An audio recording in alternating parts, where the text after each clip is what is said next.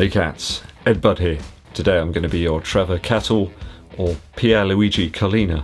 I've got another match of the Super Shoe World Cup for you today between the Hoka Oni Rocket X and the Adidas Adizero Pro.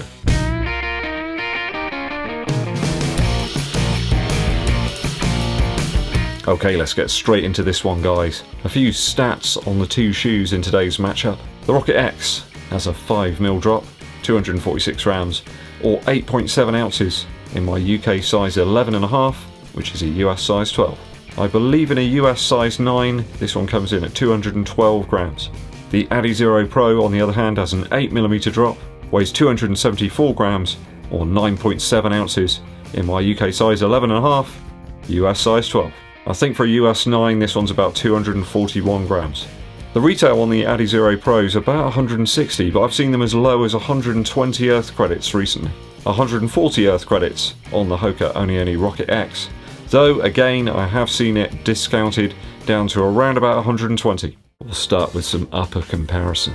So certainly minimal to the extreme on the Hoka Oni Rocket X. Very few overlays, if any, just the logo here and on the other side. It's a mesh material and with some quite minimal padding. There's a little bit of reflective stuff at the back here. I don't know how useful this reflective stuff is on some of these shoes. If you find it particularly useful, let me know in the comments. I do quite like the fact that they've actually minimised the padding quite a bit. A minimalist shoe, I would suggest. I did find the mesh quite generous though, in my UK size 11.5. I'm not talking Ferrero Rocher generous, but well, just look how much I have to cinch the laces up. Serious cinching required. And that means long laces with nowhere to hide them. A very breathable upper, but did leave me with a bit of rubbing, a strange sensation in one of the shoes on a few of the sessions. So it always left me a little bit puzzled and doubtful about the shoe whenever I put it on. No such issues in the upper of the Adizero Pro. I think I was rubbing the shoe just a little bit too long there. I think a shoe that's hideously overlooked. The upper here is exactly the same as on that Adidas Pro that everybody's craving for. Absolutely superb lockdown here, but with some real structure to the upper. I have to say the upper is one of my favourite of all running shoes so far. Ever. Not as flimsy and thin as the Vaporweave on the Next Percent, less thick than the Fuel Cell RC Elite, but it also lets water escape really easily. I found in wet conditions that it's no sponge. I always used to like that in the old days of football when they used to come out with a bucket and a sponge, and that was all they would use to rejuvenate the player who'd just been scythed down with some two-footed tackle.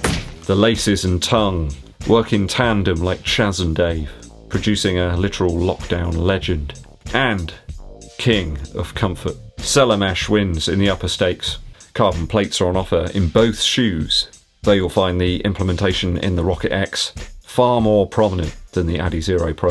The Adidas shoe in this respect is far more subtle, responsive and lower to the ground feel than the Rocket X. It may not have the pop of the Rocket X, but it still delivers a nice smooth and responsive ride. You feel connected to the floor, like a modern mobile phone, whereas you feel about as connected to the floor in the Rocket X as if you had a pager.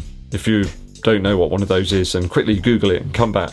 This one works for me across a wide range of paces. Even on some longer runs that I took it on at lower paces, it still felt good. But doing some interval sessions at a higher pace, you feel the carbon plate a little bit more. I think that makes this a more subtle shoe for a wider spectrum of runners. When getting up to my half marathon goal pace, you certainly start to feel the plate then. But if you do grab the shoe, just don't expect miracles. It's just a more subtle implementation of a plate. It is there. Incidentally, I found the boost in the Adizero Pro just a little bit more squashy, I guess, less dense. Yeah, comparing it up to boost in other shoes like the Ultra Boost 21, the Adios 4, this just feels a little bit softer. A little bit more lively, perhaps. Maybe like we've gone from 6 on the lively stakes to a 7.5. Perhaps it's the layer of light strike around the boost though that kind of cages it in. I think it provides some enhanced underfoot excitement. Outsole wise, Continental in the midfoot and forefoot, and then quick strike back here in the heel, and even a little bit of Adi wear. It's like the perfect hat trick for me. I'm not entirely sure what foam is in this shoe now. When I first got it, I had a feeling it was perhaps ProFly X, but I'm not sure if it is. It's certainly creasing up quite a lot already after about 60 miles. That segmented rubber seems to be holding up okay. It certainly seems to be more rugged than the ground contact stuff that you find in the Rincon and the Clifton 7. But I think the Adidas toasts the Rocket X in terms of the outsole, a nutmeg followed by a deft cross, and then a powerful header into the onion bag. I think probably a little more capable on the longer runs. The Adizero Pro certainly would be my choice for that, with the staying power of one of those classic Italian sides who are holding on to a slim 1-goal advantage. It's tried and tested stuff. You know that Adidas aren't going to do anything too wild. It's always very cultured and subtle, and there's some thought there. They're not just one to throw the kitchen sink at things and hope it works. That's not their vibe at all. If we're going to talk value, well, this one can be picked up for as little as 120 Earth credits right now. A meagre fee in the transfer market for such a dependable shoe. And versatile as well. You could probably play this one in all sorts of different positions. A sturdy centre back for those long runs. Out on the wing if you're going to perhaps do a little bit of interval work. Hey, and you can play it as your striker too. It's capable of doing some racing. I think if you're looking for one shoe to do a lot of different things, you can't really go wrong in terms of value with this one. I think the Hoka is probably the less versatile of the two shoes. Certainly more of a racer than a subtle shoe capable of various different training types. I think that's perhaps one bonus of having a dynamic carbon plate in the Adizero Pro rather than the standard one that's in the Hoka. Hoka feels to me a little bit like a Gervinho or maybe like an Ozil. A wonderful player to have in the squad, but a little bit of a luxury. I really feel the Adidas shoes are a bit of a misunderstood genius. I think as racing returns across the world, people will find this shoe out to be a real gem. Maybe it'll become a cult classic, like the Adidas Samba. Oh, I always remember the Samba. One day, my cousin Paul and I went to a nightclub and it was a foam party, and sadly he wore his blue Samba suede trainers and came out with blue socks. I think people will find this one out to actually be a very flexible friend.